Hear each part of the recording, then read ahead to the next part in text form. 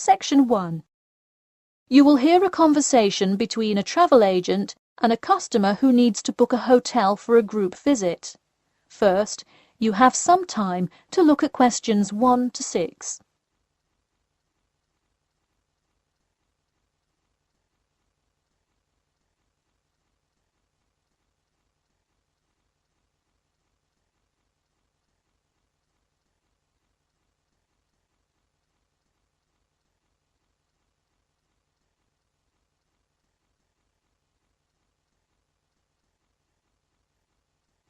You will see that there is an example which has been done for you.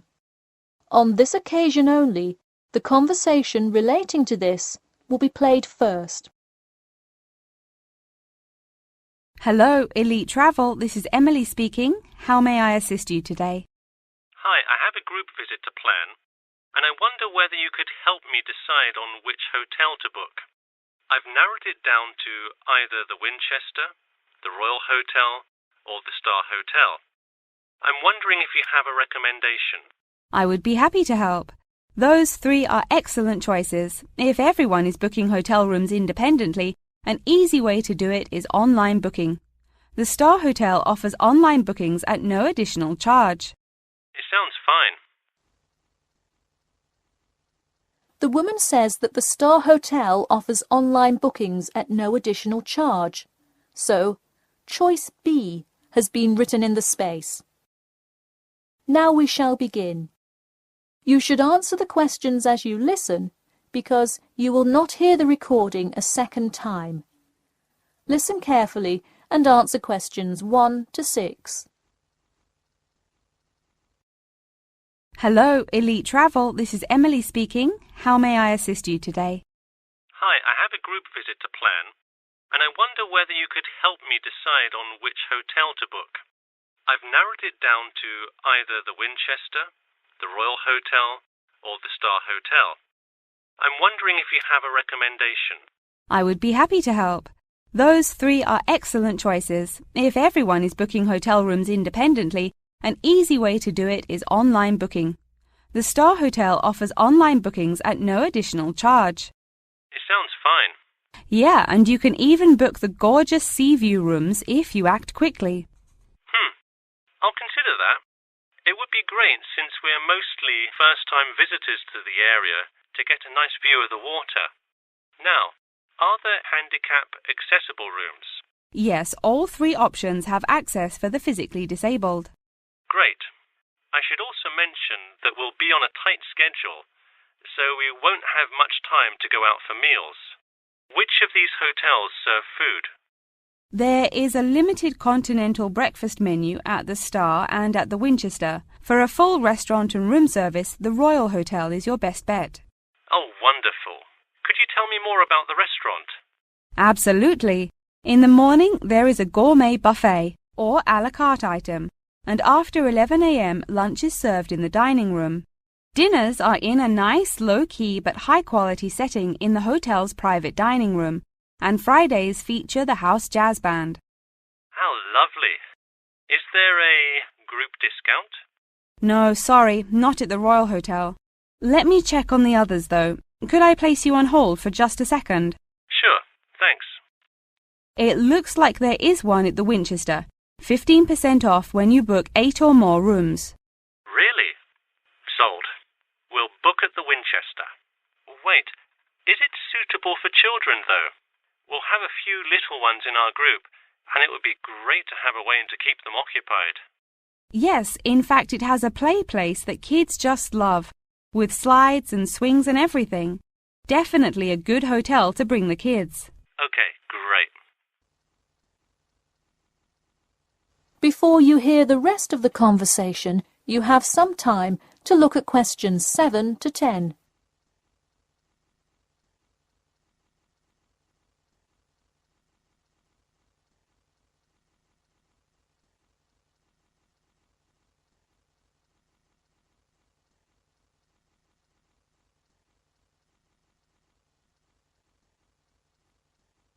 Now listen and answer questions 7 to 10. So now I know where we'll be staying. What next? Should I go ahead and book transportation and assign rooms and everything? Well, for now, there are only a few things for you to take care of. We will hold a block of rooms for you as soon as you send a deposit. I recommend booking as soon as possible, so you probably want to send the invitations as soon as you know how many rooms to hold. Oh, right. Okay. I'll send the invitations and put down the deposit. Is there anything else I should take care of? Great! And don't worry about this now, but sometime before you arrive, do let us know if you'll be requiring our transport service to and from the airport. I'll make sure to let you know. Does that incur a service charge, or perhaps a tip, or some presents to show our gratitude for the personal car service? Oh, don't worry about it. It is a free service, so if you would like to tip, you are welcome to do so. But hotel drivers do not accept gifts. Thanks for your help. My pleasure. Enjoy your stay at the Winchester. That is the end of section 1. You now have half a minute to check your answers.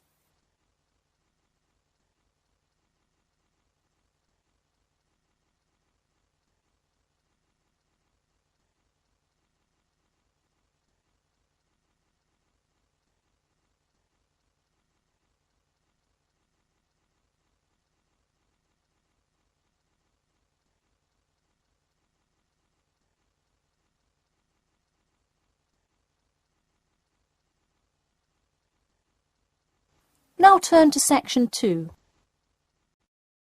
Section 2. You will hear a talk about the 11th Annual Durham County Car Exhibition. First, you have some time to look at questions 11 to 16.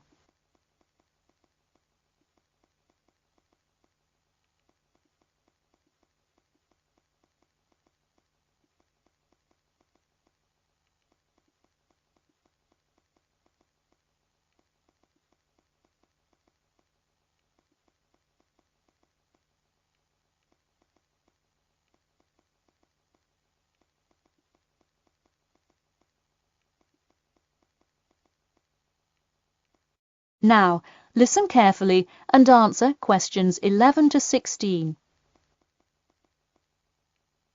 Ladies and gentlemen of Durham, start your engines. Skip Gordon here, inviting you to the 11th Annual Durham County Car Exhibition. That's right, it's that time of year again. Mark your calendars. The pre-opening event kicks off on the 18th, and the exhibition officially opens to the public on Saturday, March the 19th. Take it from me, you won't want to miss Durham's most attended public event of the year 5 times running. You don't have to be a motorhead to appreciate the finest cars, both new and old, in existence today, but it helps. Be one of the 70,000 people to see everything from big rig monster trucks to good old-fashioned classic hot rods. Get your tickets now. Admission is £10 for adults and £5 for children during off-peak times, and £20 for adults and £10 for children, and senior citizens on weekends and for full-day passes. Come see vintage classics, bid in the auctions, and even test out a few on the Winners' Circle racetrack. An insider tip: weekends are the exact time when all of the best attractions take place, but to avoid Saturday crowds, join us this Sunday. You'll see me, Skip Gordon, and all your friends from WKXP there this Sunday at our very own booth, so stop by and say hi, and you might just win a prize of your own. A new attraction this year will be the addition of a new car category: electricity, namely the electric car class. See displays from Toyota, Honda, and you guessed it, Tesla. Watch as the first generation of fully electric cars compete on style, ride, and watch the main entertainment as there's going to be a fabulous show of racing car to see who takes home fastest battery-powered car. While not typically known for their speed, this new class is guaranteed to surprise you. Before you hear the rest of the talk, you have some time to look at questions 17 to 20.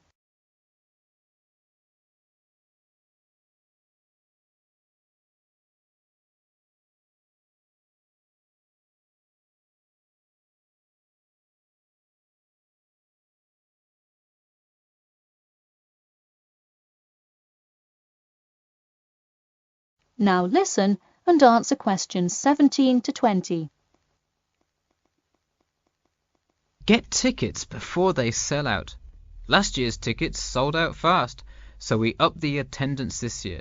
That's right, more seats. But don't wait. Act now and save.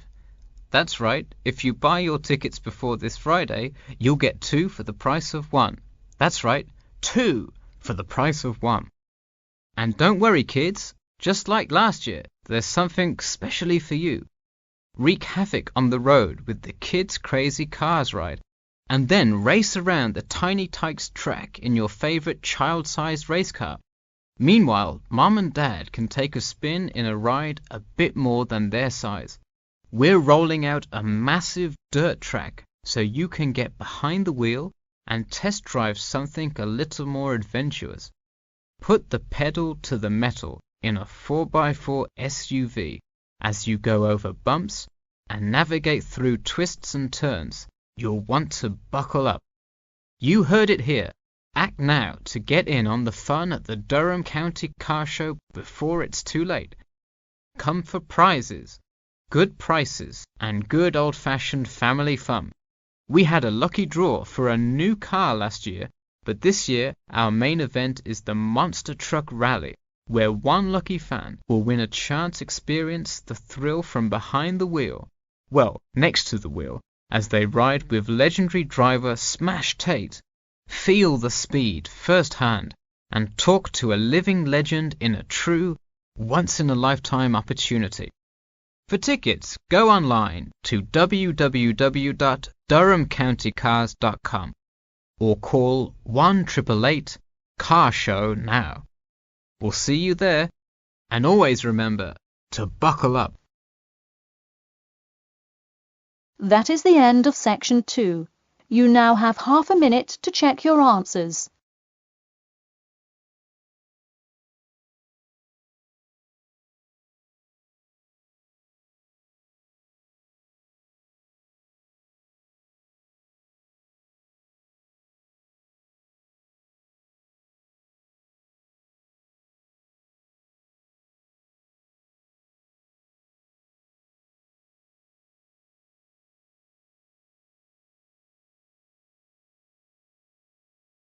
Now turn to section 3. Section 3. You will hear a student asking Professor Jameson for advice in choosing courses for next semester. First, you have some time to look at questions 21 to 23.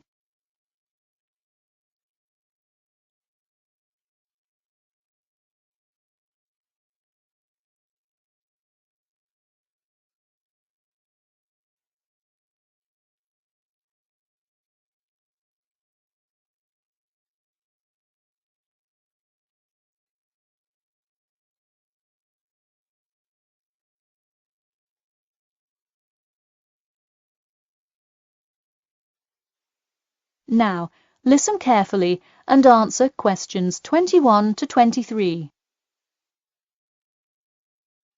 Hi, Professor Jameson. I was hoping we could talk this week about choosing courses for next semester. That sounds great. Any idea yet, or what you'd like to take? Well, I was hoping you could kind of tell me. There are so many to choose from. I don't even know where to start. Sure. Well, first things first. Do you know what you will major in? It's important to take courses that are relevant to your career path. Well, I think I want to major in biology. I want to go to medical school, so it seems like it would make sense.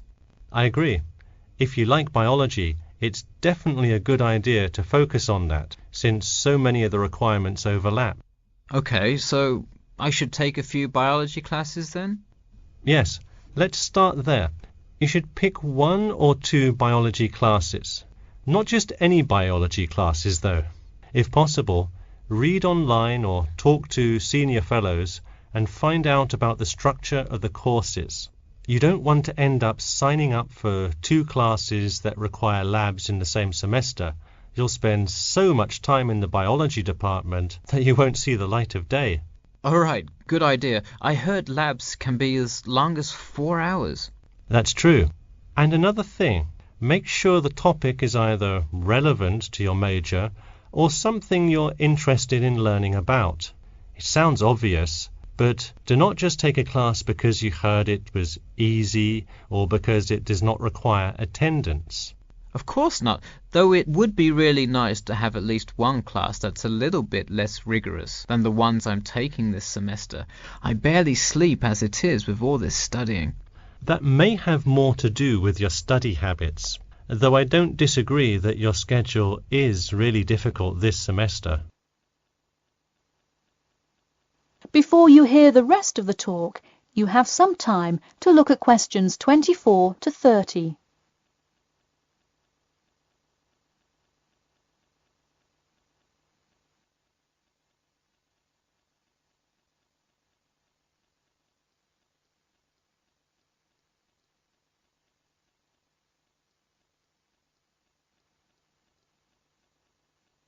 Now, listen carefully and answer questions 24 to 30. So, any idea which biology classes you may decide on for next semester? Well, I was thinking of taking human physiology. It sounds relevant and interesting. I think it is an interesting class, but I would recommend against it. You're already in human anatomy, which also covers physiology, so it would be repetitive and probably not the best use of your time. If I already know some of the stuff, I could take it to boost my GPA a little bit. You could maybe do that, except the professor that teaches it is famous for giving out the fewest A's of any professor. Oh well, never mind. Now, changing subjects. Have you decided yet on your research topic? Well, I actually decided I don't want to do a research paper. I'm going to do a dissertation instead. I think I will much more enjoy coming up with a thesis and finding all the details to support it. I see. Didn't you already do some of the research, though? What happened to that? Well, I started doing research, then the more data I collected, the more complicated things got.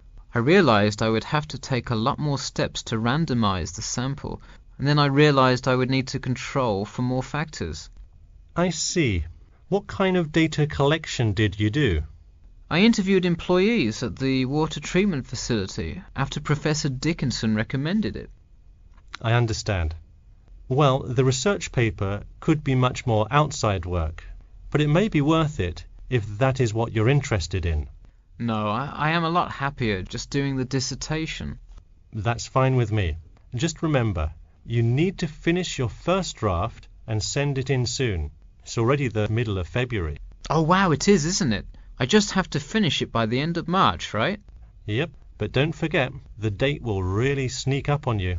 Okay, I'll make sure to set reminders in my calendar. And who do I talk to about registering my dissertation? You should go to the department office and then talk to the secretary.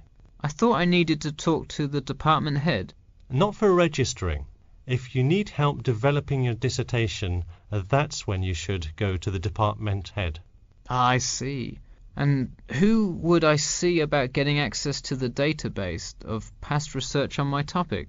That you can find in the computer lab, specifically in the office. You'll have to ask a lab technician to give you access. Okay, well, I'll go ahead and get started on that then. Thanks. That is the end of section 3. You now have half a minute to check your answers.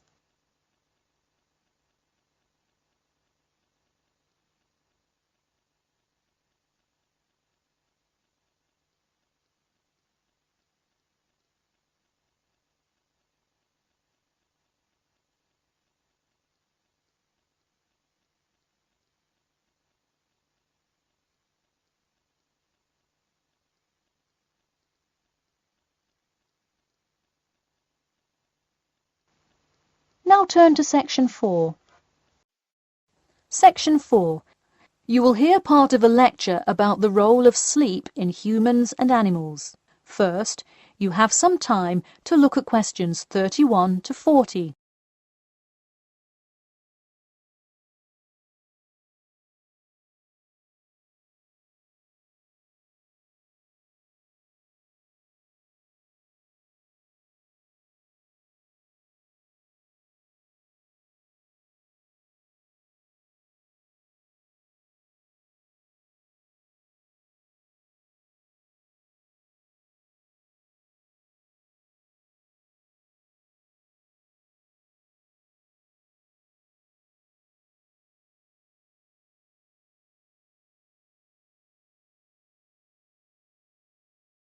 Now, listen carefully and answer questions 31 to 40. Good morning, everyone. In today's lecture, I'm going to talk about the role of sleep in humans and animals. Of all the biological processes in the animal kingdom, sleep is perhaps the most important. A human can survive for almost 2 weeks without eating, but did you know that 1 week without sleep can be fatal? It's even worse for animals, especially for those who must avoid predators. Without sleep, an animal is much less capable of avoiding an attack. This is the case for all animals, whether they are reptiles, mammals, or fish. Let us look now at how different animals sleep, reasons for their ways of rest, and the potential problems they might encounter. In marine life, sleep must be balanced with breathing. For example, the dolphin must float to the surface as it sleeps in order to breathe. Like other large sea mammals, they keep one eye open and one half of the brain awake at all times to maintain some amount of consciousness required to breathe and to watch out for possible threats. They sleep with only one brain hemisphere in slow wave sleep. Birds also have unusual sleeping patterns, mostly due to being constantly on edge in the presence of numerous predators. They usually sleep quite lightly. For example, Swainson's thrush, also called olive-backed thrush, is a medium-sized thrush that takes hundreds of naps during the day, each of which lasts just a few seconds. While migrating, migratory birds tend to function well on micronaps. Horses, on the other hand, do most of their sleeping standing up. Scientists think that horses developed their habit of sleeping upright as a defense mechanism, a way of protecting themselves against predators, and a standing position keeps a horse in a constant state of readiness to race away if danger should approach. Also, horses do occasionally take short naps lying down. Horses are heavy animals with big muscles, but their bones are surprisingly delicate, so lying in one position for a long time could well injure a horse. Just like humans, animals can also have sleeping problems. Dr. John Hendricks and Adrian Morrison from the School of Veterinary Medicine, University of Pennsylvania in Philadelphia, determined that certain diseases were primarily associated with the sleep states in animals. In their research, they emphasized that because so much in this area still remains unclear, animal models were very important for studies of sleep disorders. The physiology of sleep in animals is similar to that of humans.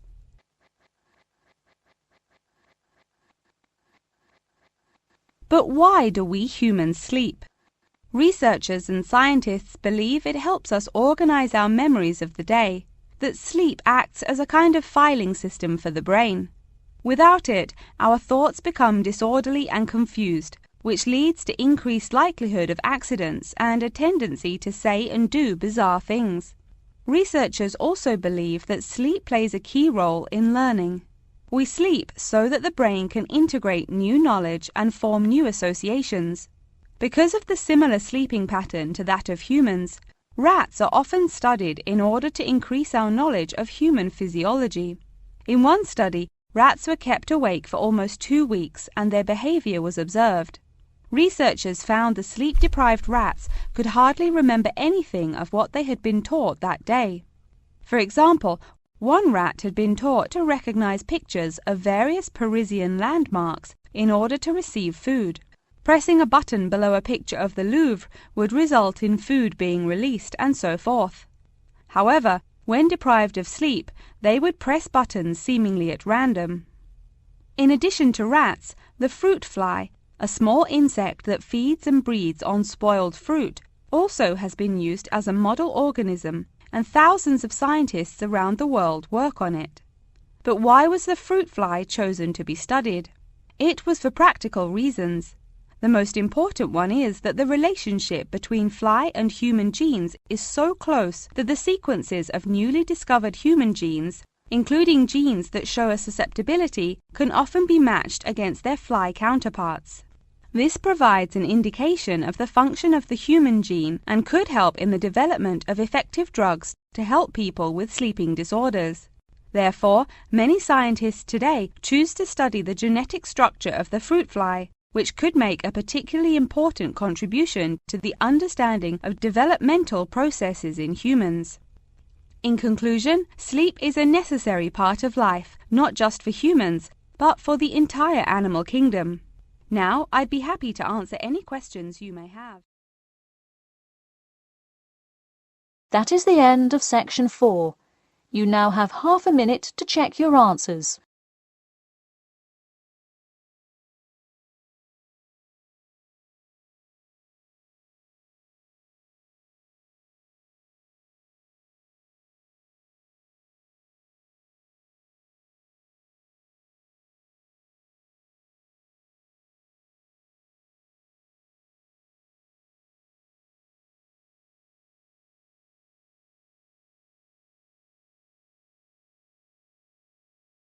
That is the end of the listening test.